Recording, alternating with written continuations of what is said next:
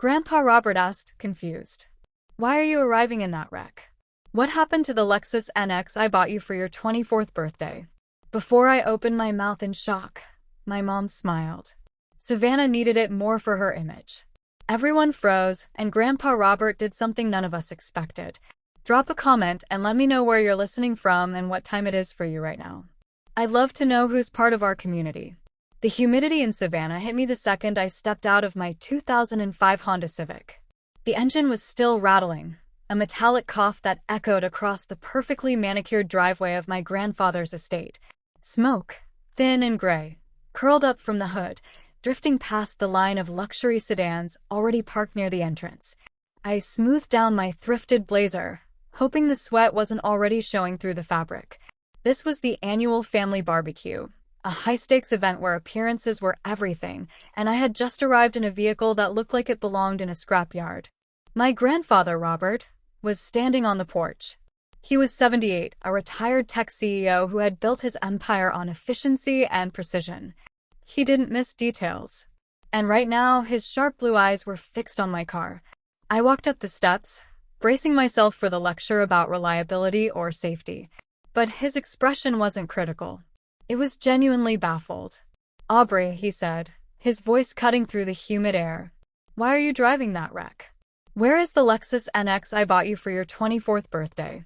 I stopped cold. "The Lexus?" I repeated, my voice small. "Yes, the white Lexus. I had it delivered 6 months ago. Why are you still driving this death trap?" My mind raced. There had been no Lexus. My 24th birthday had come and gone with a card from my mother and a text from my sister. I had spent the evening working late on a drafting project, eating takeout at my desk. Before I could process the question, the front door opened.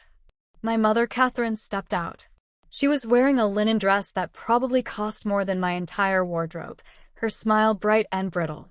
"Oh, Dad, don't worry about it," she said, her voice light, dismissive. Savannah needed it more. You know how important image is for her real estate career. Aubrey prefers her old car anyway. It's better for the environment, right, sweetie? She looked at me then, her eyes hard, daring me to contradict her, daring me to ruin the scene. Grandpa Robert looked from her to me, and then back to her.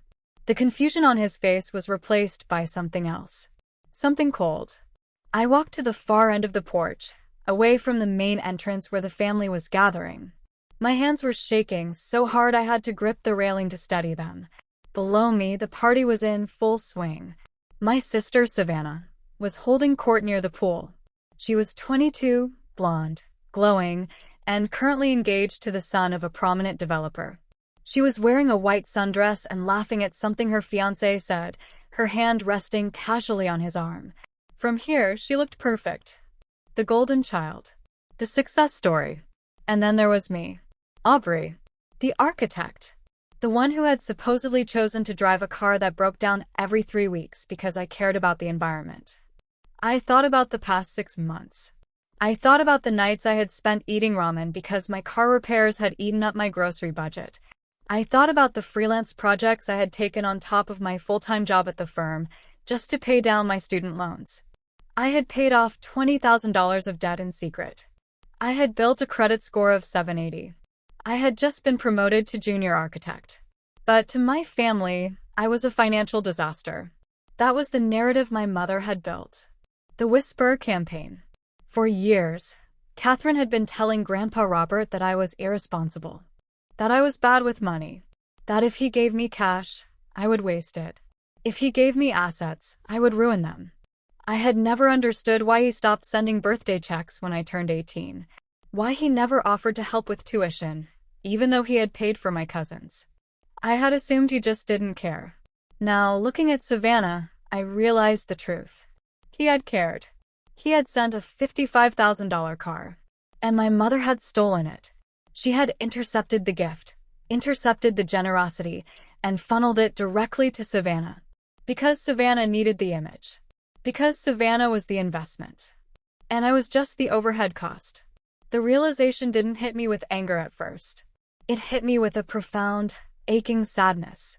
This was the trap I had been living in. The trap of normalized cruelty. I had accepted the scraps for so long because I thought that was all I was worth. I thought it was normal for Savannah to get the new clothes while I wore hand-me-downs. I thought it was normal for her to get the expensive camps while I worked summer jobs. My mother had conditioned me to believe that my role was to struggle, and Savannah's role was to shine. She had made me believe that my suffering was a character flaw, and Savannah's success was a birthright. She had normalized the theft of my own life. But looking at that smoking car in the driveway, and then looking at Savannah down by the pool, something inside me snapped. It wasn't a loud snap. It was the quiet, precise click of a lock disengaging. I wasn't the disaster. I wasn't the failure. And I wasn't going to be the silent victim anymore. Grandpa Robert was still standing by the door, watching Catherine. He hadn't moved. He hadn't gone inside. He was waiting. He was a man who built systems. He understood structural integrity. And he had just spotted a crack in the foundation. I took a breath. The humid air filled my lungs, heavy and thick. I pushed off the railing and walked back toward them. "Grandpa," I said, my voice steady. "We need to talk." Catherine turned, her smile tight. "Not now, Aubrey. We have guests." "Now," I said. "In your study." Grandpa Robert looked at me. Really looked at me. And for the first time in years, he didn't see the version of me my mother had painted. He saw the architect. "Let's go," he said. Catherine's smile faltered. "Dad, really, this isn't the time." "It is exactly the time," he said. He opened the door and gestured for me to enter. I walked past my mother without looking at her. I could feel her eyes on me, burning with warning, with the threat of what would happen if I stepped out of line. But I was already out of line. I was rewriting the blueprint. The study was air-conditioned, a sharp, cold contrast to the suffocating heat outside. My grandfather sat behind his mahogany desk, the same desk where he had signed contracts that built half the skyline of Atlanta. He didn't offer us a seat. He pointed to the leather chair opposite him for my mother, and then he looked at me. "Explain," he said. One word. No inflection. My mother, Catherine, smoothed the skirt of her linen dress. She didn't look at me. She looked at him, her face arranging itself into a mask of concerned maternal burden. "Dad, you have to understand," she began, her voice dropping to a conspiratorial whisper. "We didn't want to worry you. You know how Aubrey is." "How is she?" Grandpa asked. "She's unstable. Financially," Catherine said, shaking her head sadly. "We tried to give her the car, Dad. We really did. But she couldn't afford the insurance. She couldn't afford the gas. I was terrified she'd wreck it within a week, just like she did with her life after college." I stood by the door listening. This was the whisper campaign. The narrative she had been feeding him for years. Aubrey is a mess. Aubrey needs managing. Aubrey can't be trusted with nice things. "So," Catherine continued, gaining confidence, "I made an executive decision. I held onto the car for safekeeping. And Savannah, well, Savannah is building a brand. She needs to project success to attract clients. It was a loan, Dad. A strategic family resource allocation." The door opened, and Savannah slipped in. She looked from Mom to Grandpa, reading the room instantly. "Grandpa, honestly," Savannah said, her voice dripping with artificial sweetness. "Aubrey doesn't even care about material things. She's all about minimalism. She would have hated the Lexus. It's too flashy for her. I was doing her a favor by taking it off her hands. They were so good at it." The tag team erosion of my character. I didn't scream. I didn't cry. I didn't interrupt to defend my honor. I walked forward and placed my phone on the desk, screen up. "What is this?" Grandpa asked. "That," I said, "is my banking app." He looked down. I scrolled. "That is the final payment on my student loans," I said, my voice calm, factual. $20,000, paid off in full last week. "Not with your money. With mine." I swiped left. "That is my credit score. 780. Tier 1. I swiped again. "And that is my portfolio. The designs for the historic renovation on Abercorn Street. I'm the lead architect on that project, Grandpa. I'm not an assistant. I'm not an intern. I'm the lead." The room went silent. The air conditioning hummed. I looked at my mother. Her mouth was slightly open, her eyes darting between the phone and my face. The narrative was crumbling. The helpless, incompetent daughter she had invented didn't exist. Standing in front of her was a professional who had outgrown the need for her management. "I'm not unstable, Catherine," I said, using her first name. It felt like a severance. "I'm successful. I just didn't tell you because I knew you'd find a way to take credit for it. Or take it from me." Grandpa Robert picked up the phone. He scrolled through the portfolio images, his eyes narrowing as he studied the architectural renderings. He recognized the work. He recognized the competence. He set the phone down gently. When he looked up, his face was hard. "You told me she was working part-time at a coffee shop," he said to Catherine. "I thought she was," Catherine stammered. "She never tells us anything." "How was I supposed to know?" "You were supposed to know because you're her mother," he snapped. He stood up. The movement was sudden, sharp. "Where's the car, Patricia?" he asked. "I want to see it." "No." Catherine flinched at the use of her middle name. "It's getting detailed. For the wedding photos. It's at the shop." "Which shop?" "The one on Victory Drive. The luxury one." "Call them," Grandpa said. "Tell them we're coming to pick it up." "They're closed today," Savannah interjected quickly. "It's Sunday." Grandpa Robert didn't blink. He reached into his pocket and pulled out his truck keys. "I know the owner of every luxury detail shop in Savannah," he said. "If it's there, he'll open the gate for me." He walked around the desk. "Get in the truck," he said. "We're going to find my car." Catherine didn't move. She stood frozen, her hands clutching her elbows. "Dad," she whispered. "We can't." "Why not?" "Because," she said, her voice barely a breath. "It's not there." The drive to Savannah's condo was silent. Not the peaceful silence of a Sunday afternoon, but the suffocating, high-pressure silence of a bomb squad deciding which wire to cut. I sat in the back of Grandpa's truck. My mother and Savannah were squeezed into the front passenger seat together, a united front of panic. Catherine kept trying to type on her phone, her thumbs flying across the screen, probably trying to coordinate a cover story with the detail shop, or maybe looking for a flight to Mexico. "Put the phone away, Patricia," Grandpa said. He didn't take his eyes off the road. She dropped the phone into her lap like it was hot. We pulled up to the condo complex on the riverfront. It was a gated community, the kind with security guards who smiled too much and landscaping that looked photoshopped. I knew this place. I knew the rent was $3,000 a month. I knew Catherine paid it using the allowance Grandpa sent her for family maintenance. I looked at the building, a sleek tower of glass and brick, and then I looked down at my scuffed boots. My apartment was a fourth-floor walk-up with a radiator that hissed like an angry cat. The contrast wasn't just unfair. It was architectural proof of my mother's priorities. We parked in front of Unit 4B, the private garage. "Open it," Grandpa said. Savannah fumbled with her keys. Her hands were shaking so badly she dropped them twice. The metal clattered on the pavement, sounding like gunshots in the quiet afternoon. She finally hit the button. The motor hummed, and the heavy white door rolled up slowly. It was empty. No Lexus. No detailing crew. Just a few cardboard boxes of unsold merchandise from Savannah's brief attempt at a candle business, and a concrete floor that was swept clean. "Well," Grandpa said.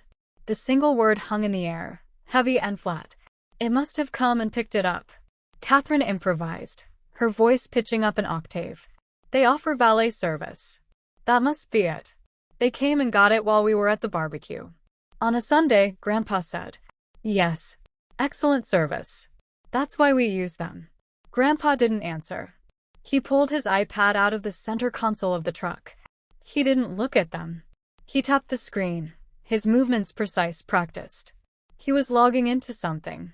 "Dad, what are you doing?" Catherine asked, stepping closer. "I kept the VIN," he said. "I keep the VIN for every asset I purchase. It's inventory." He tapped the screen again. He was running a vehicle history report. It took maybe 30 seconds. In the tech world, 30 seconds is an eternity. In that driveway, it was a death sentence. He stopped tapping. He stared at the screen for a long moment, his face illuminated by the artificial glow. Then he turned the iPad around so we could all see it. "Sold," he read aloud. "Trade-in. Atlanta Luxury Imports. 3 weeks ago." I leaned in. The date was right there in black and white. 3 weeks ago, I said, my voice cold. That was the weekend of your engagement party, Savannah. Savannah flinched. The party, Grandpa said, connecting the dots. The venue deposit. The catering. The sudden upgrade to the platinum package you bragged about on Instagram. He looked at Savannah. The golden child. The girl who had never heard the word no in her life. You didn't lend the car to your sister, Grandpa said. You didn't borrow it. You liquidated it. Savannah started, then stopped. She looked at Mom, desperate for a lifeline. But Catherine was staring at the iPad, her face draining of color. The narrative had shifted from negligence to theft. Selling a car you don't own isn't a family misunderstanding. It's a felony. Who signed the title? Grandpa asked. His voice was very quiet now. The car was in Aubrey's name. I registered it to Aubrey. To sell it, you need the owner's signature. He looked at me. Did you sign a title, Aubrey? No, I said. Then we have a problem, Grandpa said. He took his phone out of his pocket. Because that means someone forged it. Catherine lunged for his arm. Dad, don't. Please. We can fix this. We can buy it back. Don't make a scene. A scene? Grandpa laughed, a harsh, barking sound. Patricia, we're way past a scene. We're at a crime scene. He dialed a number. He put it on speaker. Harold, he said when the line picked up. It's Robert. I need you to do something for me. I need you to trace a wire transfer from a dealership in Atlanta, and I need a copy of a bill of sale. He looked at my mother, his eyes cold as ice. I think my daughter just made a very expensive mistake. Harold didn't waste time with pleasantries. He was a corporate attorney who billed in 6-minute increments, and on a Sunday, his time was worth more than the car we were tracking. I have the transaction record, Robert. Harold's voice crackled through the truck's speakers, crisp and detached. The dealership wired $48,000 on the 15th of last month. Where did it go? Grandpa asked. It bypassed Savannah's personal accounts entirely, Harold said. It was a direct wire to a business account. The Magnolia Grove Events, LLC. The silence in the truck cab was heavy, suffocating. Magnolia Grove.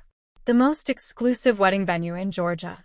The one Savannah had been posting about for weeks, tagging them in every story, bragging about securing a date at the peak of the season. She claimed her fiancé's family had pulled strings. She claimed they had paid the deposit. Another lie. Another brick in the wall of fabrication my mother had built around my sister. So Grandpa said, his voice terrifyingly calm, my granddaughter didn't sell the car to pay rent. She didn't sell it to buy groceries. She sold it to pay for a party. It was a deposit. Savannah blurted out from the front seat, her voice shrill. We were going to lose the date. The Grottons were taking too long to transfer the funds, and Mom said, be quiet, Grandpa snapped. He looked at Catherine. She was staring out the window, her jaw set, refusing to make eye contact. She wasn't sorry. She was calculating. She was trying to figure out how to spin grand larceny into a maternal sacrifice. Harold, Grandpa said. The title. How did they transfer the title? I'm looking at the digital scan from the dealership now, Harold said. Sending it to your iPad. A soft chime echoed in the cab. Grandpa tapped the screen. An image loaded. It was a standard Georgia vehicle title transfer form. The VIN matched. The sale price matched.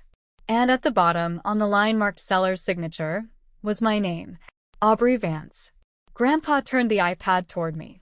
Is that your signature, Aubrey? I looked at the screen. The handwriting was looped, dramatic, flourishes on the capital A and the V. It looked nothing like my sharp, architectural block print. It looked exactly like the signature on my mother's credit card receipts. No, I said. It's Mom's. I looked at Catherine.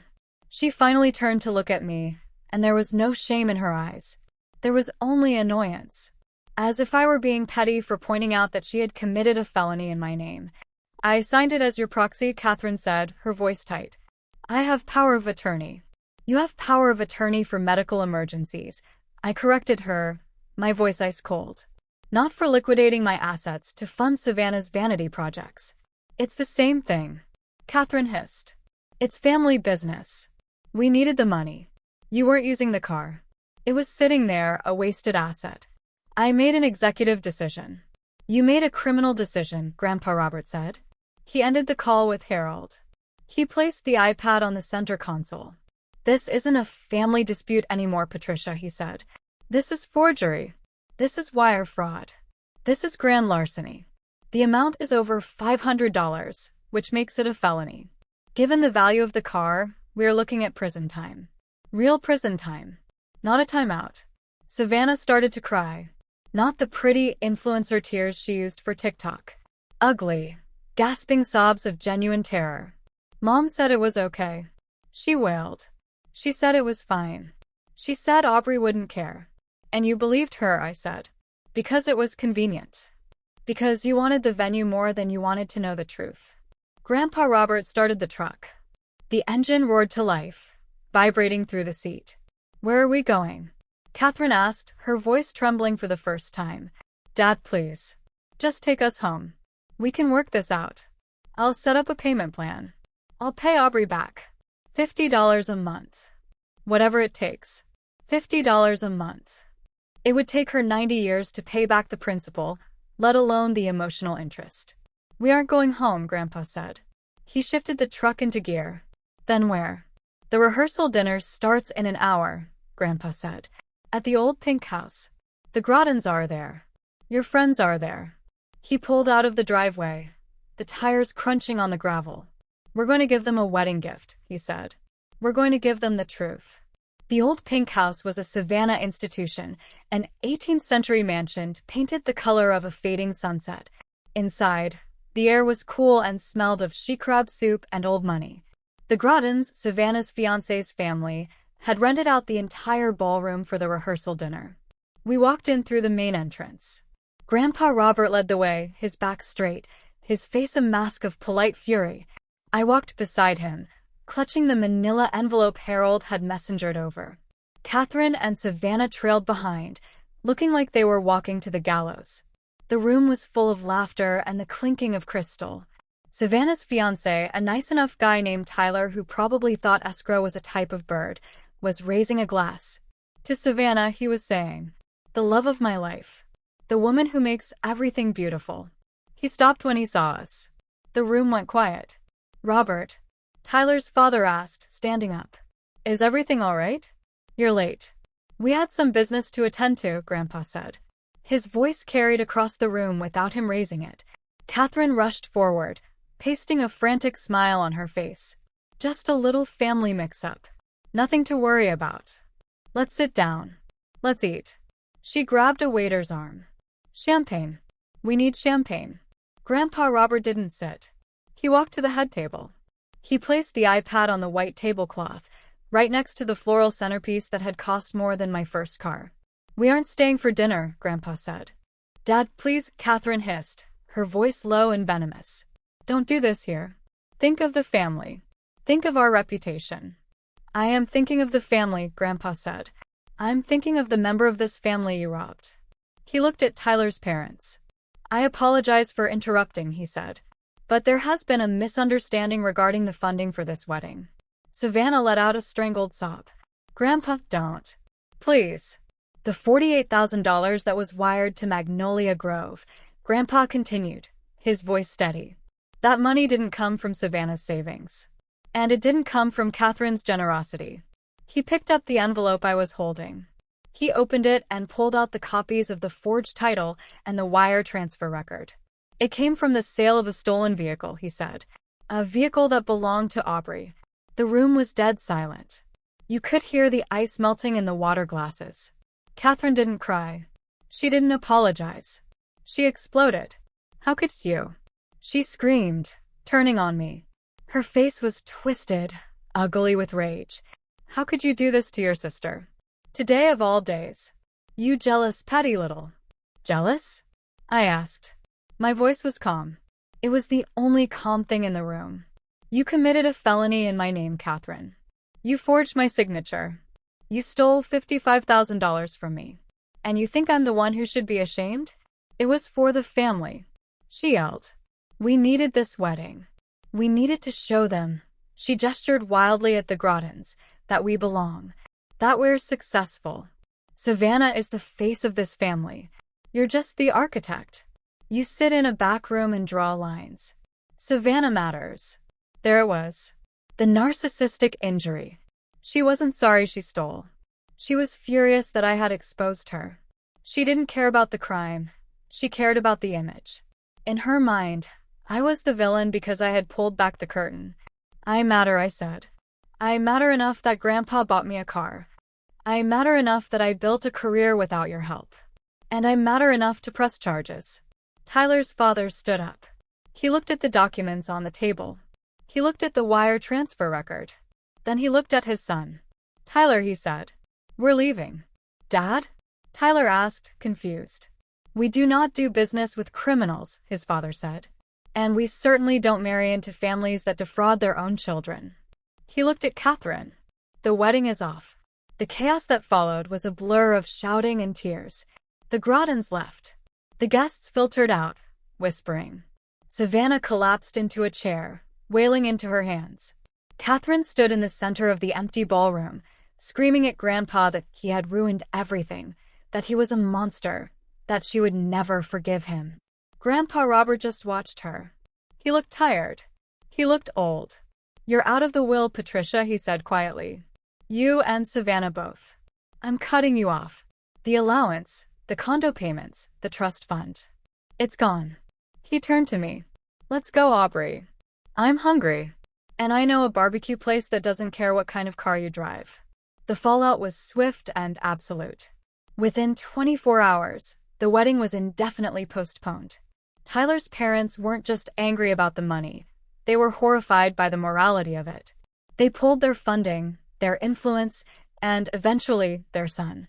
Savannah didn't just lose a venue. She lost her fiancé. Catherine was cut off from Grandpa Robert's estate entirely. No more allowance. No more condo payments. The golden child facade crumbled the moment the cash flow stopped. A week later, I sat in Grandpa's study again. He handed me an envelope. Inside was a cashier's check for $110,000. $48,000 for the car, he said. And the rest for every birthday, Christmas, and graduation gift Patricia intercepted over the last decade. I had Harold audit the accounts. I didn't buy a luxury car. I kept my Honda Civic running for another month until I found exactly what I was looking for. I used the money for a down payment on a historic fixer-upper in the Starland district. It had good bones, high ceilings, and rot in the floorboards. It was a project. My project. I sat on the floor of my empty living room that first night, eating takeout from a carton. The air smelled of dust and potential. I thought about my mother and sister, likely screaming at each other in a condo they could no longer afford. I realized then that revenge isn't about burning their house down. It's about building your own house so strong that their storms can't touch you. I wasn't destroying them. I was planting seeds for a future where I was finally the main character. I was building a foundation they couldn't claim, couldn't sell, and couldn't steal. If you've ever had to build your life from scratch while everyone else was handed a head start, share the story. You are the architect of your own future.